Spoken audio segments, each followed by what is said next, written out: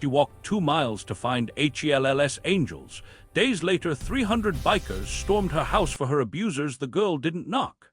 She just stood there, rain dripping from her sleeves, blood drying beneath her eye, clutching a folded note like it was the last piece of her father she had left. She walked 2 miles through the cold to find the HELLS angels.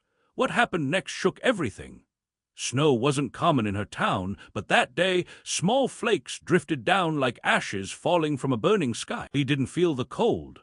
She couldn't, not after everything that happened the night before. Her cheeks still throbbed, her ribs ached when she breathed, but she walked anyway, head down, hands shoved in her pockets, holding a note she'd read so many times the ink had almost faded. 2 miles. It didn't sound like much on paper. But when you're 12 years old, limping from bruised ribs and walking alone through the edge of town, people pretend not to see. 2 miles can feel like another continent. The note wasn't just paper. It was the sound of her father's laugh, the smell of motor oil on his jacket, the way he'd tap her shoulder twice when he said, "I'm proud of you." He wrote it months before he died. At the time, she hadn't understood the weight of his words. Now they were all she had left. "If anything ever happens to me and you need protection, real protection, find Hawk. Tell him my daughter needs family. He'll know." Below it, an address, not a house, a compound, a name everyone whispered with a mix of fear and fascination. HELLS angels. She didn't know exactly who they were. Only stories, loud engines, leather jackets, scars that told histories no one dared ask about. But her father trusted them. That was enough. The streets blurred past. The diner where he used to buy her chocolate pie, the auto shop where he spent weekends helping strangers fix engines for nothing but a smile, the bus stop she used to wait at before her world cracked open. She crossed the last street. Then she saw it, chrome stacked like metal beasts, patches with a skull and wings, and a door that felt bigger than her entire life. She took a shaky breath and stepped forward. The door opened before she could knock. It didn't creak, it boomed, asterisk, heavy wood striking against the frame like thunder.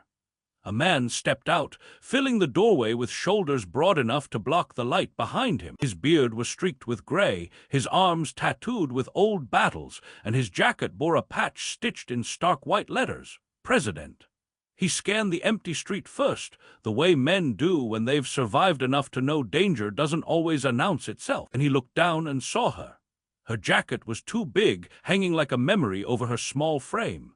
One sneaker was tied with frayed laces, and her eyes, wide swollen, still shining with hope beneath a layer of trauma she didn't yet know how to name. "What are you doing here, kid?" he asked, voice low, calm, like gravel softened by years of cigarette smoke and late-night conversations.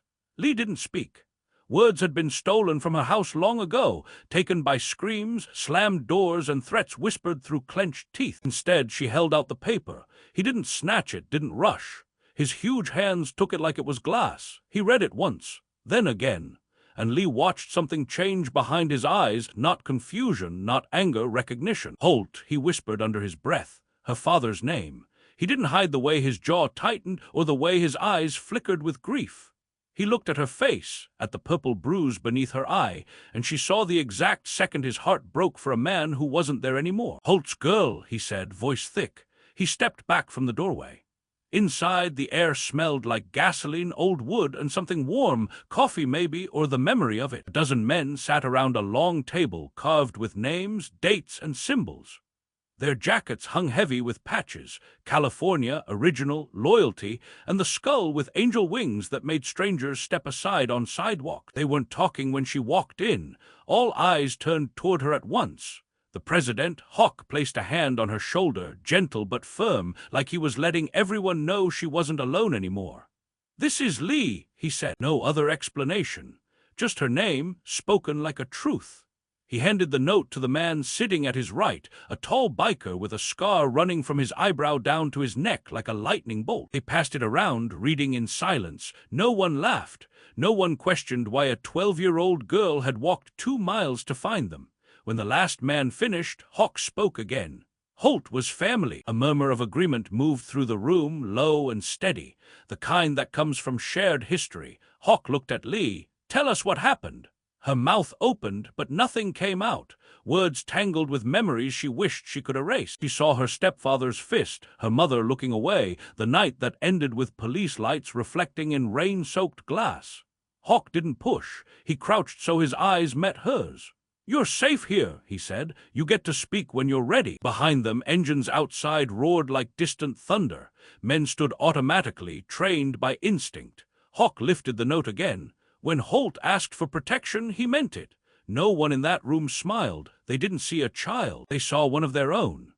Later, in a smaller room with walls covered in framed photos and dusty helmets, Hawk sat across from her. He'd taken off his jacket, revealing a faded shirt with a wolf's head on it. Without the leather, he looked less like a symbol and more like a man who had seen too much and survived anyway. His voice softened. "Tell me about your dad." The question cracked something open. Lee's fingers twisted together. "He used to fix cars in the driveway, even when he didn't know the people. He said engines are easier than people." She swallowed. "He laughed a lot." Hawk nodded, eyes distant. "He did." The room fell quiet, two memories breathing the same air. "And now," he asked, her voice lowered, "my mom met someone after he died. At first he was nice, then he was." Hawk waited. "He hits me." The words came out like a confession she'd been holding underwater. Hawk's jaw tightened. He didn't look surprised, just angry, anger aimed at a world that hurts the softest people. "Does your mom know?" he asked. Lee hesitated, then nodded. "She just doesn't stop him." Hawk leaned back, exhaling slowly. "I knew your father before you were born. He wasn't perfect, but he loved one thing more than anything."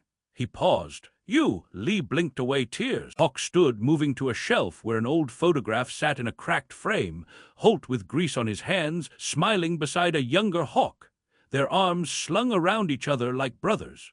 "He saved me once," Hawk said quietly. "Now I get to save his daughter." The engines outside rumbled again, louder, closer, not random, purposeful. Something was already in motion. Night settled outside, turning the windows into dark mirrors. The clubhouse felt different now, a pulse moving through every wall. Men stood shoulder to shoulder in the main room. Some held coffee mugs, others cigarettes burning slowly between fingers tattooed with names Lee didn't recognize. Hawk stepped into the center. "Family business," he said. The room stilled. Lee watched from a corner chair, clutching the photograph of her father Hawk had given her. She didn't understand the ritual unfolding, but she felt the weight of it, like watching a storm gather. "Holt asked us for protection," Hawk continued. "His daughter needs it now." No one spoke. The silence wasn't hesitation, it was respect. "We do this clean," Hawk said. "No cruelty, just truth delivered straight." A few men nodded. The scarred man from earlier, a giant with a braided beard, a younger rider with fire in his eyes. Hawk's voice lowered. "We vote." One by one, men stepped forward, placing a hand on the table. No shouting, no debating, just a series of choices made by people who didn't need explanations. Brotherhood didn't argue, it remembered. When the last man stepped back, Hawk looked at Lee. 300 riders, he said. "We don't knock on doors, we arrive." Her breath caught. She couldn't imagine that many bikes, chrome, leather, headlights cutting through darkness, all of them coming because a man who died months ago once called these people family. Hawk knelt beside her. "I need you to trust us," he said. She didn't hesitate. "I do." Outside, engines roared at full force, flooding the night with thunder. Men threw on jackets, helmets, gloves, ritual movements done thousands of times. Lee held the photograph against her chest. Somewhere across town, her abusers slept without fear. That was about to change. The night air split open with the roar of engines. It wasn't noise, it was a heartbeat made of steel and thunder. Lee stood beside Hawk as the door of the clubhouse rolled open, revealing a line of motorcycles stretching across the lot like an army that had been waiting for a reason. Hawk lifted her onto the back of his bike, securing her with careful hands. The leather jacket he draped over her shoulders felt heavy, like armor that had belonged to someone before her. "This belonged to your dad," he said. She swallowed hard. It smelled like gasoline and memory. Behind them, riders settled into positions with practiced ease. Their headlights flicked on one by one, lighting the parking lot like a runway cutting into darkness. She gripped the sides of the seat, her heart pounding with fear and something she hadn't felt in months, hope. Hawk leaned back slightly. "When we ride together," he said. "Whatever happens, you're with family now." The convoy moved. They didn't speed. They didn't rev to show off.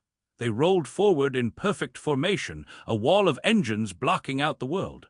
People on sidewalks froze, phones lifted, eyes wide. He watched the city blur, streetlights streaking past, shadows of trees bending in the wind. For the first time, Oakland didn't feel like a maze she couldn't escape. It felt small beneath the sound of 300 voices roaring from exhaust pipes. She pressed her forehead against Hawk's back.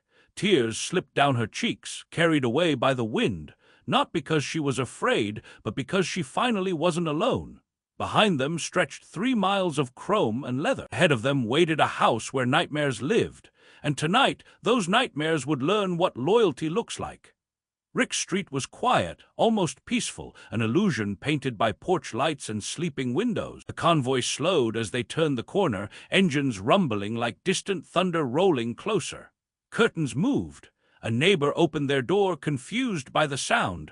Dogs barked. And then the first bike stopped. Hawk parked directly in front of Lee's house. The house where she'd counted bruises instead of birthdays, where silence meant danger and footsteps meant pain. His presence on that street changed the air itself. Men dismounted, spreading out with disciplined calm. Not chaos, not rage, purpose. The front door opened abruptly. Rick stood framed by yellow light, wearing a shirt stained with grease and beer. His face twisted when he saw the wall of bikers blocking his yard. For a moment, confusion flickered across his features, like his brain couldn't compute what his fists had earned. Then he saw Lee. His expression turned dark. "You think hiding behind these clowns makes you smart?" he yelled. No one moved. Hawk stepped forward, hands relaxed at his side, not threatening, just steady. "Are you Rick?" he asked. Rick puffed his chest. "Who the hell are you?" Hawk didn't answer with his name, he answered with history. "I'm the man your victim's father saved," he said. "I'm the man who promised to protect his daughter."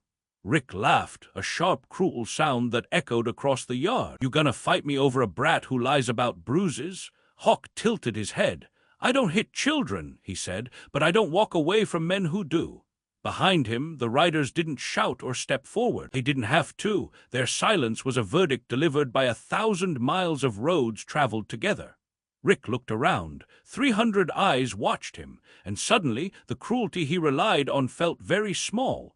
Hawk didn't raise his voice. He didn't threaten. He simply stepped closer until he was standing on the edge of the porch, close enough that Rick could smell the oil and leather carried on his jacket.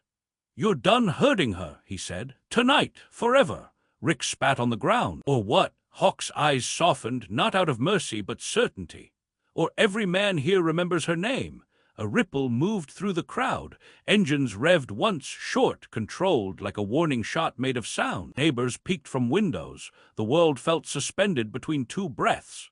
Rick looked at Leah again. There was no fear in her this time, no shrinking. Her hands clutched the jacket, that heavy leather she wore like a shield. She stared at him with eyes that had already survived him. Something changed in his posture. Fear, not of violence, but of consequence. For the first time, he understood that his power had limits, that a little girl he bruised without thought had people willing to cross a city for her. Hawk reached into his vest, pulling out a folded piece of paper. Police contacts, shelter numbers, hospital advocates, signatures, names of officers who knew Holt, all men who owed him something. He pressed it into Rick's chest. "This is how it ends," Hawk said. "You leave her alone, you get help, or we come back, with lawyers, with reporters, with people who don't let abusers hide in broken houses." He stepped off the porch. Then he did something unexpected. He hugged Lee's mother, who stood in the doorway, shaking, silent, not forgiving her, not excusing her, just acknowledging the brokenness that let all this happen. Lee watched the moment with a stunned heart. Sometimes strength wasn't fists. Sometimes strength was 300 men arriving to show one girl she mattered. The stadium was roaring. For the first time in his life, all eyes were on Rayan Asterisk. Not as the boy who worked in a mechanic shop, not as the son of a father who gave up his dreams, but as a asterisk player asterisk, a warrior on the field. The whistle blew. Rayan's heartbeat synced with the echo of the crowd. Every voice became a blur. Every sound became a hum. In that moment, he remembered his father's words. "Pressure isn't your enemy. It's the hammer that shapes your iron." The opposition charged. Rayan could feel the weight of the entire match resting on his shoulders. One wrong move, and everything was over. He thought of the nights he cried alone, the mornings he skipped breakfast to save money, the moments he looked at other players with branded shoes while he trained with torn ones, and he smiled, because his asterisk pain became his power. The striker broke through the defense, a clear chance to score. Rayan ran, not as a player, as a storm. He wasn't fast, he was lightning. Just inches before the goal, he slid clean, sharp, perfect. The ball flew, the stadium froze, silence. Then, boom! The crowd exploded like a wave of thunder. The commentator screamed, "What a tackle! Rayan saved the match!" His teammates surrounded him, grabbing him, lifting him. For the first time in his life, he felt asterisk seen, not for how poor he was, not for what he lacked, but for who he was becoming.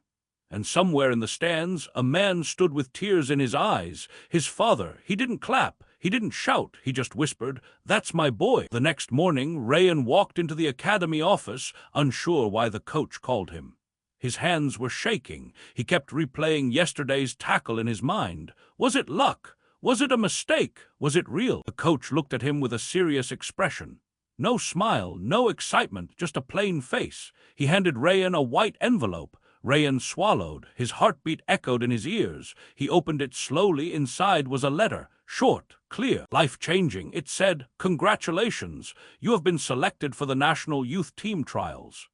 Rayan stared at the words, his vision blurred, his hands trembled. He read it again, and again. It felt unreal. The coach placed his hand on Rayan's shoulder. "Talent isn't rare, but heart, that's priceless. You didn't earn this with skill alone. You earned it with hunger."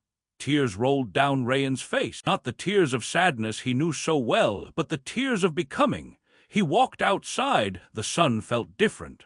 The world felt different. He wasn't just chasing his father's unfinished dream anymore. He was building his asterisk own legacy. And outside the gate, his father was waiting, holding a new pair of shoes. Not expensive, not branded. The national training camp didn't look real. Green grass that felt like velvet, stadiums that kissed the sky, players who looked like sculpted heroes. For a moment, Rayan felt small. He saw boys who trained in foreign academies, players with personal trainers, boots polished like mirrors. And there he was, wearing the shoes his father bought with the money he saved from fixing motorcycles. Doubts whispered in his ear, "You don't belong here. You're just a mechanic's son." He closed his eyes and remembered the crowded streets, the broken dreams of his father, the nights he slept without dinner, mornings he ran barefoot. He whispered to himself, "I came from nothing, so nothing can stop me." The whistle screamed. The trials began. Rayan didn't start strong. He missed passes. His legs shook with pressure. Coaches whispered, taking notes. But something shifted. In the game simulation, the ball flew toward the defenders. A player faster, stronger, richer ran ahead. Everyone assumed he would take it. Rayan didn't think. He acted. A sprint that looked impossible. A leap that broke logic. A header that stunned everyone. He wasn't trying to beat others. He was trying to beat the boy he used to be. The coach's pen stopped.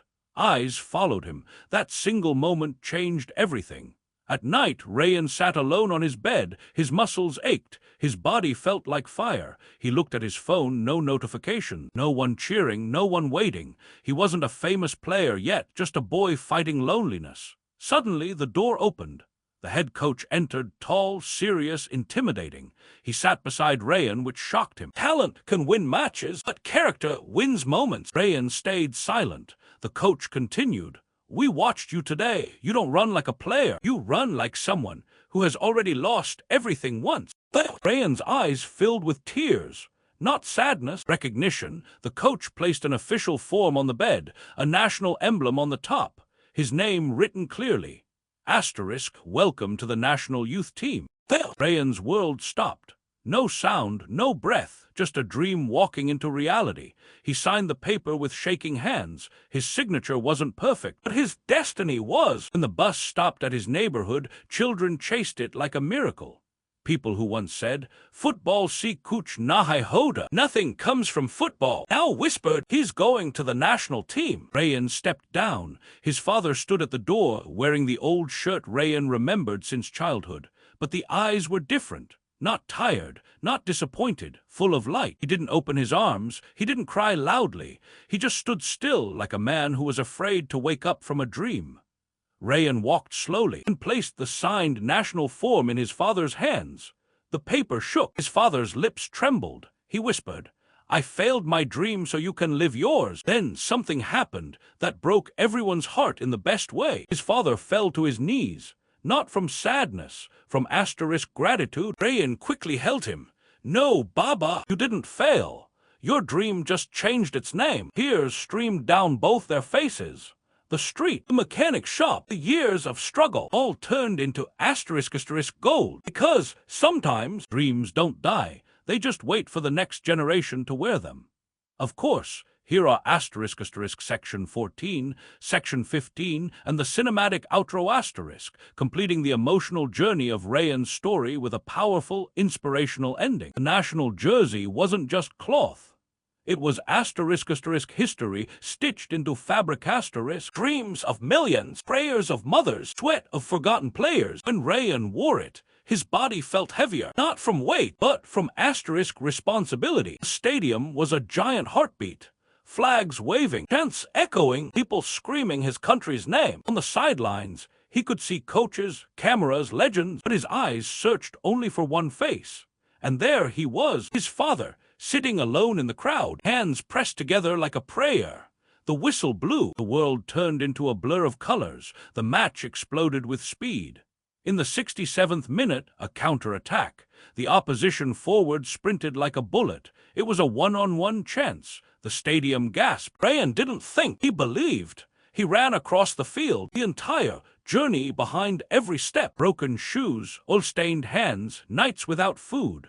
A father's silent tears, all of it became fuel. At the edge of the penalty area, he slid a perfect tackle. Clean, precise, beautiful. The crowd erupted into a roar. Commentators shouted his name like fire. The captain ran to him. "You didn't just save a goal, you saved the match." And at that moment, Rayan looked at the stands.